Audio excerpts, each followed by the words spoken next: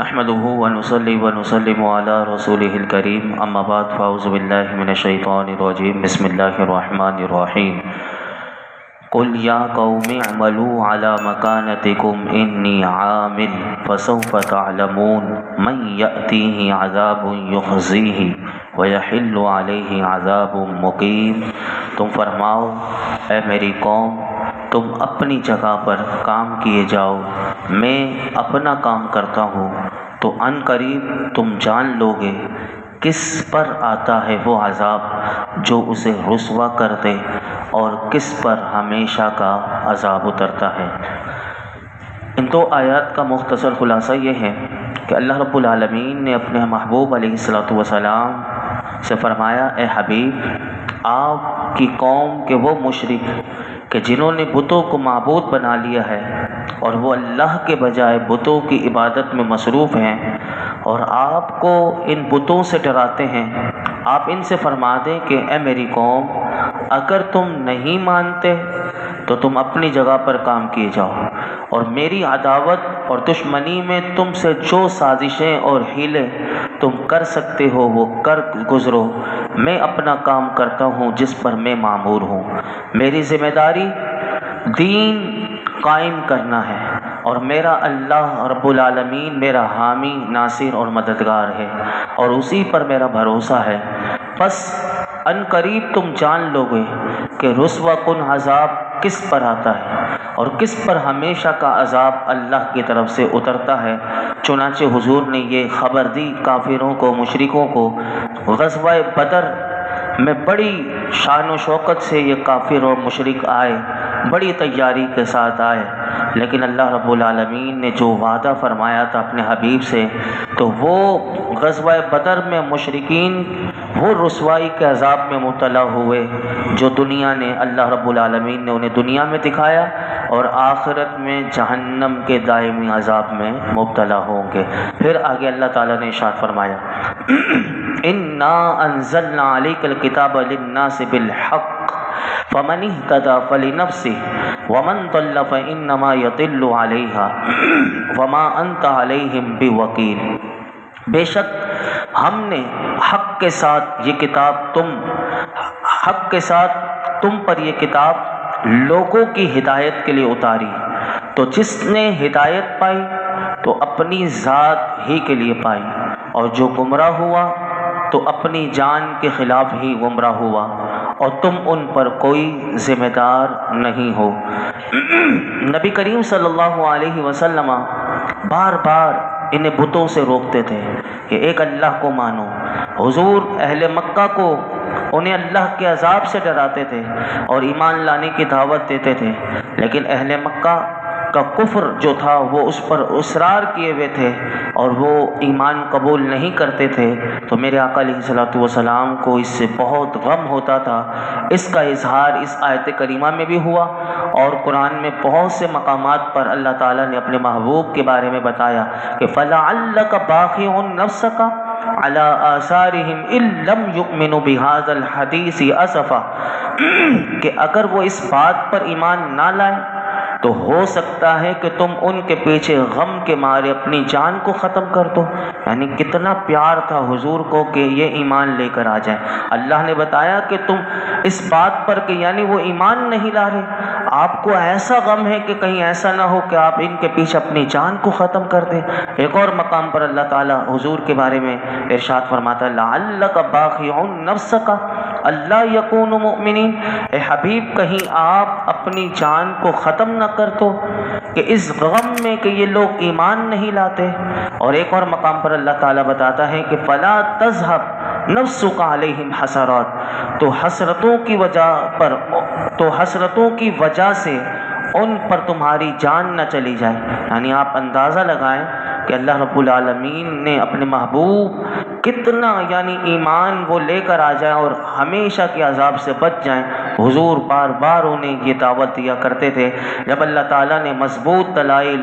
مثالیں، وعدہ، وعید بیان کر کے مشرکین کا رد کیا، جیسے آپ سن رہے ہیں بار بار ان کا رد کیا جا رہا ہے، اس کے باوجود وہ ایمان نہ لائے، تو اب یہ جو آیت سورہ زمر کی 41 نمبر ہے، اس میں اللہ تعالیٰ نے اپنے حبیب علیہ الصلوۃ والسلام کو تسلی دیتے ہوئے ارشاد فرمایا،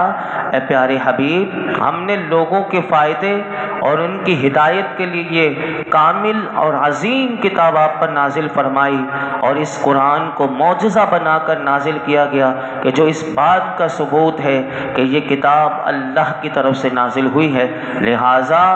محبوب جو ہدایت حاصل کرے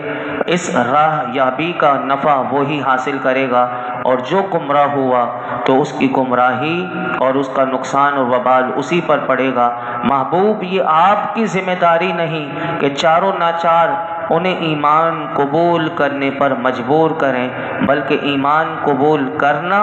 یا نہ کرنا ان مشرکین کے ذمے ہے۔ آپ سے کل ان کی کوتاہیوں کا کوئی مواخذہ نہ ہوگا، آپ نے اپنی ذمہ داری کو بڑی احسن انداز سے ادا کر دی۔ پھر آگے اللہ تعالیٰ ارشاد فرماتا ہے، اللہ یتوفی الانفس حین موتها والتی لم تمت فی منامها فیمسک التی قضی علیها الموت ویرسل الاخری الی اجل مسمی ان فی ذلک لآیات لقوم یتفکرون۔ اللہ جانوں کو ان کی موت کے وقت وفات دیتا ہے، اور جو نہ مرے انہیں نیند کی حالت میں پھر جس پر موت کا حکم فرما دیتا ہے اسے روک لیتا ہے، اور دوسرے کو ایک مقررہ مدت تک چھوڑ دیتا ہے۔ بے شک اس میں ضرور سوچنے والوں کے لیے نشانیاں ہیں۔ یہ آیت کریمہ ہمارے لیے بھی بڑی قابل غور ہے، اس میں ہمیں غور کرنا چاہیے کہ اللہ تعالیٰ نے یہ اس آیت کریمہ میں یہ پیغام دیا کہ اللہ تعالیٰ جانوں کو ان کی زندگی کی مدت پوری ہو جانے کے بعد روح قبض کر کے وفات دیتا ہے، اور جن کی موت کا وقت ابھی نہیں آیا انہیں ان کی نیند کی حالت میں ایک قسم کی وفات دیتا ہے۔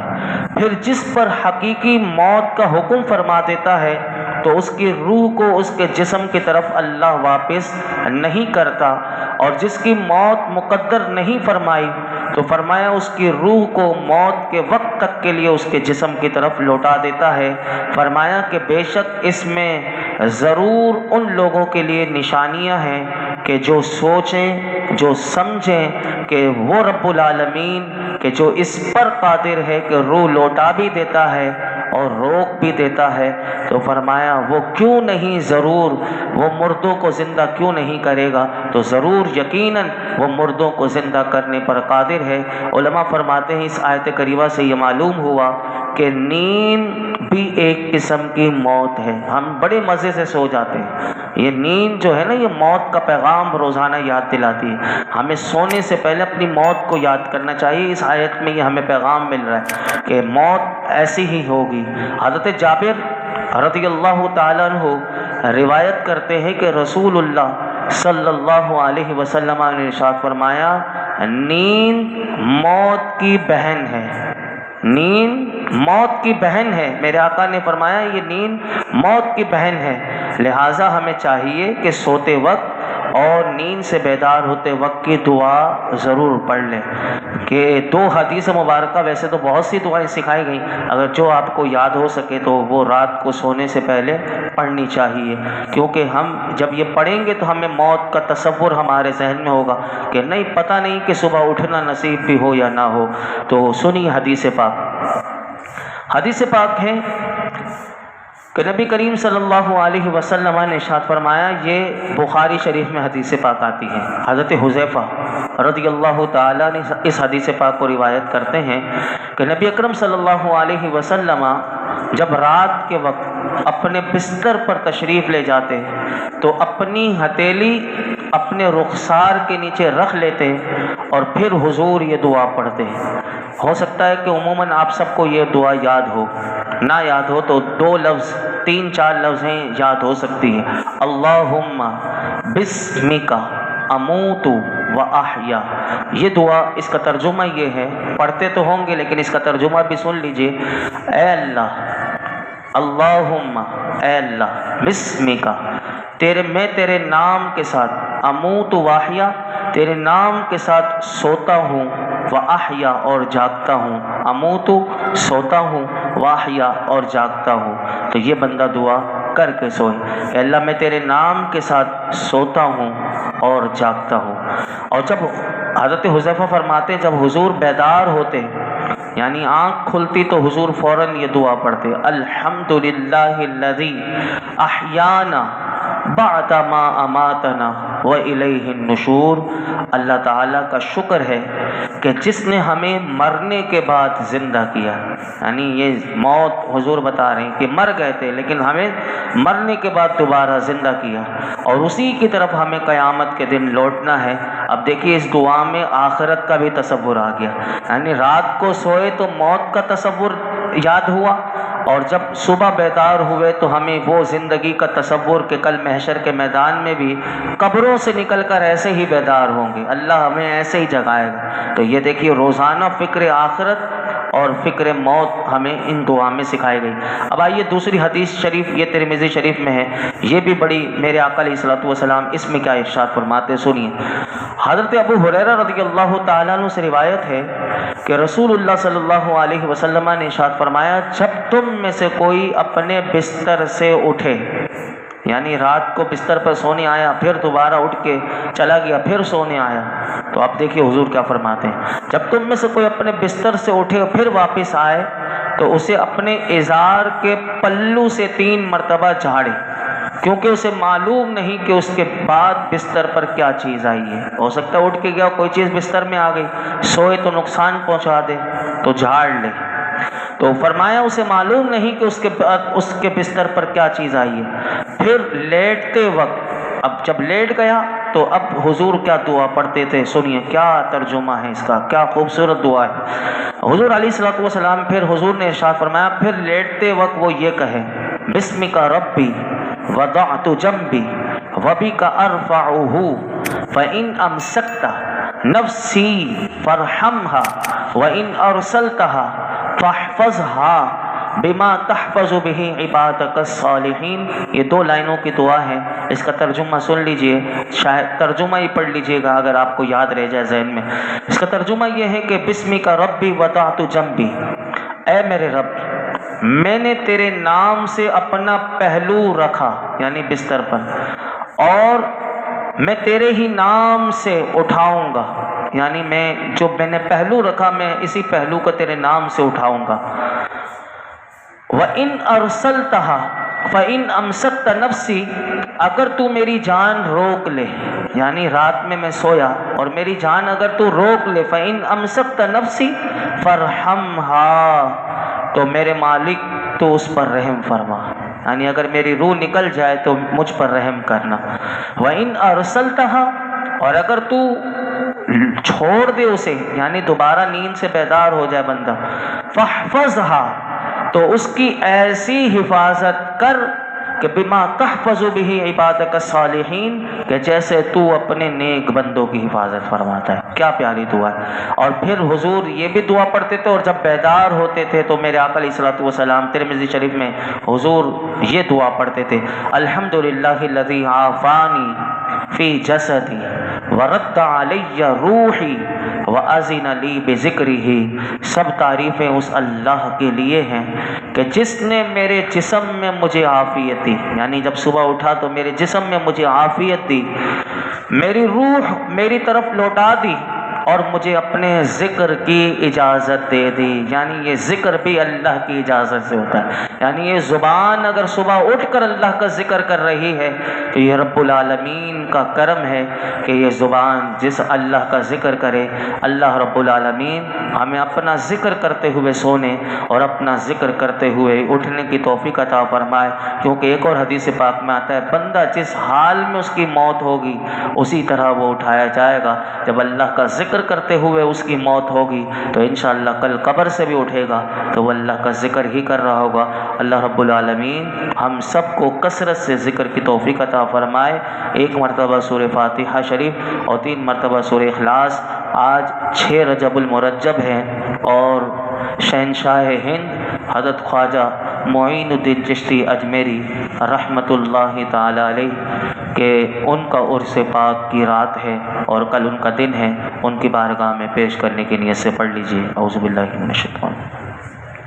الحمد للہ رب العالمین الرحمن الرحیم مالک یوم الدین ایاک نعبد و ایاک نستعین اهدنا الصراط المستقیم صراط الذین انعمت علیہم قل هو اللہ احد اللہ الصمد لم یلد ولم یولد ولم یکن له کفوا احد قل هو اللہ احد اللہ الصمد لم یلد ولم یولد ولم یکن له کفوا احد قل هو اللہ احد اللہ۔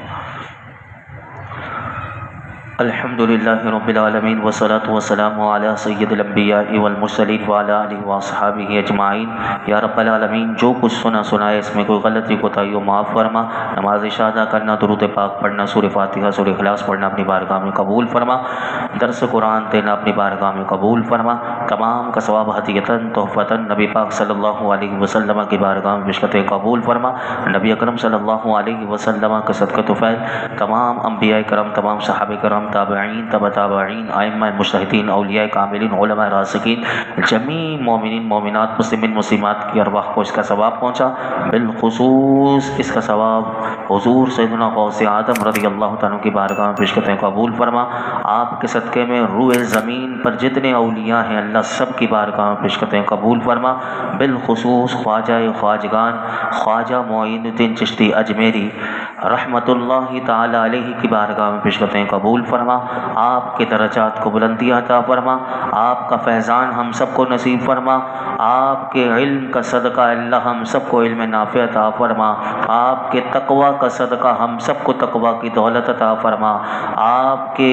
عبادتوں کا صدقہ اللہ ہمیں نمازوں میں خشوع خضوع عطا کر دے، آپ کے سجدوں کی جو لذتیں آپ کو اللہ نے عطا کی، اے مالک ہم سب کو سجدوں کی لذتیں عطا کر دے۔ آپ نے جو دین کے لیے تبلیغ کا مشن آگے بڑھایا اور 90 لاکھ لوگوں کو مسلمان کیا، رب کریم ہم سب کو بھی تیرے دین کی خدمت کے لیے قبول فرما لے، ہم سب کو بھی دین کی سمجھ عطا فرما، دین سیکھنا آسان کر دے، ہمیں دین سے محبت عطا فرما، یا رب العالمین اسلام پر زندگی عطا فرما، خاتمہ بالایمان نصیب فرما، ان پیاروں کا صدقہ کل قیامت کے دن ان پیاروں کے قدموں میں ہمیں جگہ عطا فرما، اللہ ان پیاروں کا صدقہ یہ جتنے حاضرین موجود ہیں ہم سب کی مولا کریم خالی دامنوں کو مرادوں سے بھر دے، ہمارے رزق دسترخوان کو وسیع فرما، آپ غریب نواز، آپ لوگوں کو کھانا آج بھی آپ کے دسترخوان سے دنیا کھا رہی ہے، اللہ ہم سب کو بھی آپ کے اس دسترخوان سے ہم سب کے دسترخوانوں کو وسیع کر دے، ہمارے رزق دسترخوان کو وسیع فرما، برکت والی حلال طیب آسان روزی عطا فرما، حرام کے لقمے سے ہمیں ہماری نسلوں کو ہمارے گھر والوں کو بچا لے، وصلی اللہ تعالی علی خیر خلقہ محمد وعلی آلہ وصحبہ اجمعین۔ توصیف بھائی کی والدہ انہیں کینسر کی بیماری ہے، اللہ خواجہ غریب نواز کے صدقے میں اللہ قرآن پاک کی برکت سے انہیں شفا عطا فرما، میرے رب حسنین ارحم شکیل کو شفا عطا فرما، ہم سب کے گھر والوں میں میرے مولا جو بیمار ہیں پروردگار عالم سب کو شفا عطا فرما، ہم سب کو عافیت والی، سلامتی والی، صحت والی، عزتوں والی، برکتوں والی، نعمتوں والی، خوشیوں والی، عبادتوں والی زندگی و موت نصیب فرما، وصلی اللہ تعالی علی خیر خلقہ محمد وعلی آلہ وصحبہ اجمعین۔